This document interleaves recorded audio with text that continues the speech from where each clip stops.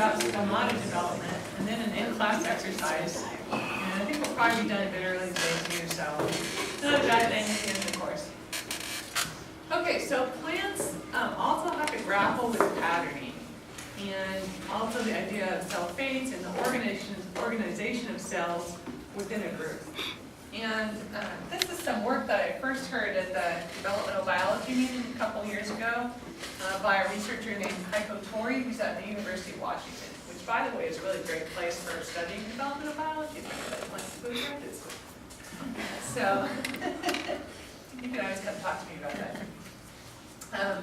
Anyway, so what she looks at are these structures known as stomata that are little gas exchange units that you can find on the underside of leaves of angiosperms.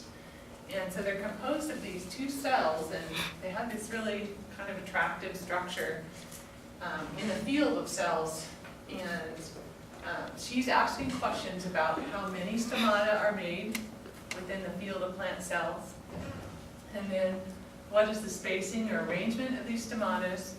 And she has some really interesting mutants where either the number or the spacing has been changed from the wild type pattern. So it gives us kind of a tool to sort of ask how are plants, what mechanisms are plants using for trying to organize cells into organ or structure. So first, just a background about what these stomata are. They're pores in the leaves, and as you know, plants go through these cycles where they do respiration, so they're taking up water and releasing water over the course of a day. And so what these are pores that can allow gas exchange, water to leave the leaf plants. And they're controlled. The openings or closings of the stomata are closed by just making these vacuoles, these large water-filled structures within each plant cell.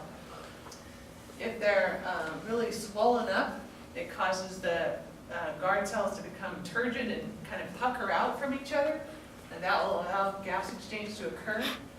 Or they can deplete the volume within these vacuoles, and the cells become a lot limper, if you will, and kind of fall next to each other and close off that opening, which will prevent additional moisture from escaping the plant leaf.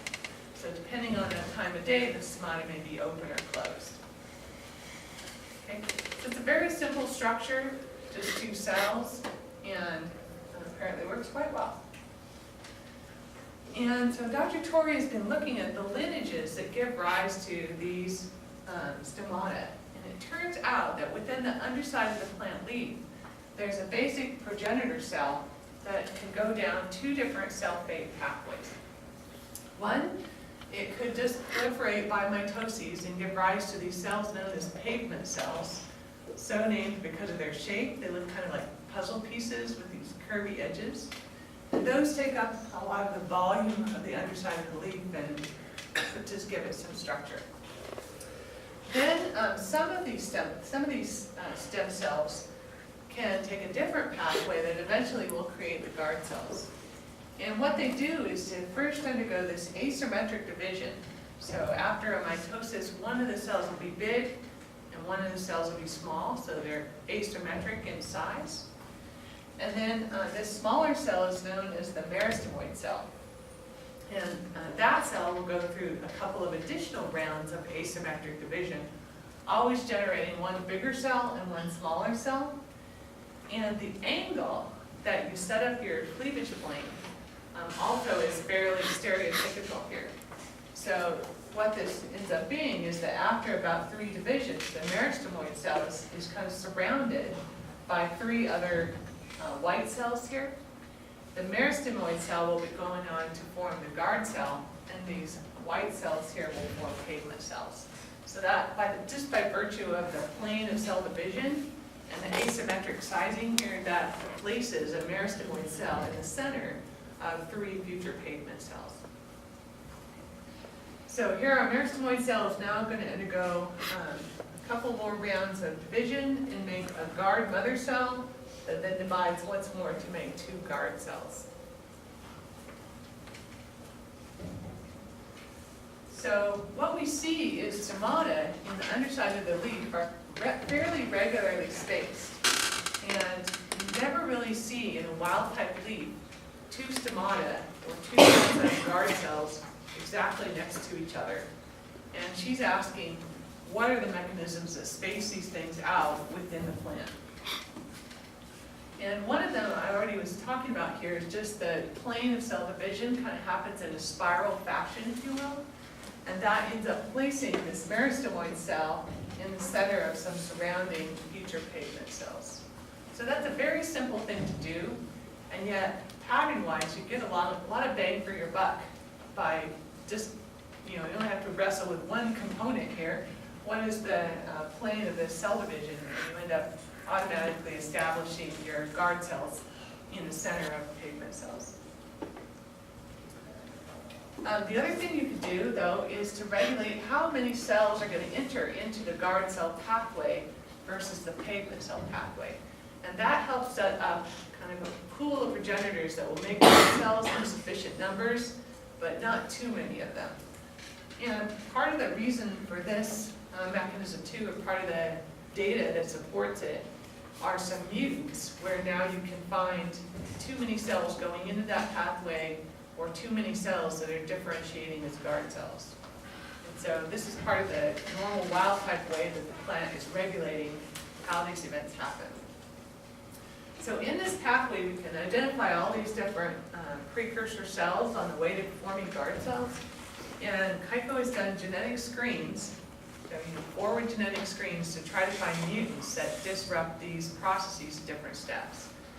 And so here are some different mutants. This is speechless, because we're not getting any stomata, which are kind of shaped like mouths in the plants. Mute, same thing, you're not getting any stomata. Fama is the goddess of rumor, and so if you don't have any mouths, you cannot spread any rumors. So kind of fun. So all of these are transcription factors, and they happen to be in the beta HLH family of transcription factors. So sort of one class. And all of them are positive regulators of stomata development. So these are gene factors that you need to have present in the cell for this pathway to continue. So speechless, that is proactively stimulating the asymmetric division, and some of these cells to then enter into the guard cell forming pathway. If speechless is mutant, the pathway will be blocked at this point.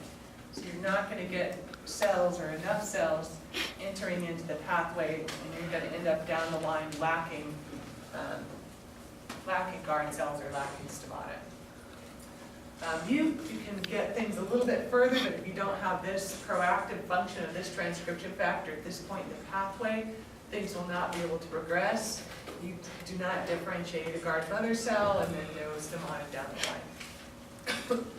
From this point on, once you form your precursor cell, here the guard mother cell, it should normally divide one more time, and then these two precursors here form the guard cell itself, and FAMA is needed for that process of differentiation, so the final step of actually differentiating those two cells into the guard cells. So these are all kind of keeping the ball rolling kind of functions. And we also have a group of genes that repress this. So we want the ball to be rolling, but not too fast. So we want enough precursors generated, but not too many. So there's an additional level of regulation on this whole process that kind of holds that in check and doesn't let things get too crazy in terms of the number of guard cells that form. Okay, these genes are called SCREAM and SCREAM2, and they are based on a mutant phenotype, and I think I have a picture later. I'll show you why they're called that. But their function in this pathway is to repress speechless, mute, and FAMA, so that we actually limit and hold back the number of guard cells forming to the appropriate number and not more. So if you remember when we talked about digit formation, we had the GLE repressor that sort of held back the autopod to only forming 5 digits and not 8. And if that thing was mutant, then you lose that repressive control and get additional extra digits. Same kind of principle here. Okay, so I'm gonna hand out now the in-class exercise, which will have you guys think about what mutant phenotypes in some of these would look like. And I think it'll be helpful. So I'll give you some time to chat about that in pairs and then we'll come back. But you're gonna be looking at plant mutant structures, and so I just wanted to point out here, these red circles are, these are, you know, two stomata that are right next to each other, and these intervening cells are the pigment cells, so that's what it looks like. Okay, I'm gonna hand this out now.